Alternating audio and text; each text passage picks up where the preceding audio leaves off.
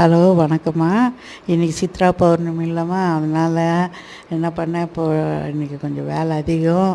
காலையிலேருந்து இது எப்படியாவது பாத்திரத்தை சீக்கிரமாக தேய்க்கணும் அப்படின்னு சொல்லிவிட்டு இந்த தடவை புதுசாக வாங்கிட்டு வந்தேன் பாரிஸில், அதாவது சென்னையில் வாங்கிட்டு வந்தோம்மா. இது நல்லா தான் இருக்குது.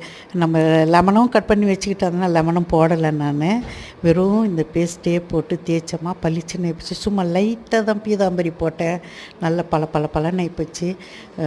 ரொம்ப சீக்கிரமாக எல்லாத்தையும் தேய்ச்சி எடுத்தோம்மா. ரொம்ப நல்லா இருந்தது. அதை தான் வீடியோ எடுத்து போட்டிருக்கேன், பாருங்கள்.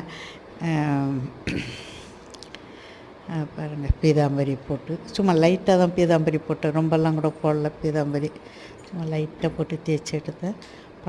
பலன்னு ஆயிப்போச்சு. எனக்கே ஆச்சரியமாக இருந்தது. எலுமிச்சை பழத்துக்கு அரிஞ்சு வச்சுருந்தேன். அப்புறம் இன்னொன்று ஒரு லிக்விட் வாங்கிட்டு வந்தேன், அதை போடலான்னு நினச்சேன். ஆனால் எதுவுமே போடலை, எல்லாம் பக்கத்தில் வச்சுட்டு எதுவுமே போடலை. வெறும் அந்த க்ரீன் கலரில் ஒரு பேஸ்ட்டு, இதை போட்டு தேய்ச்சேன். பலன்னு ஆயிப்போச்சு.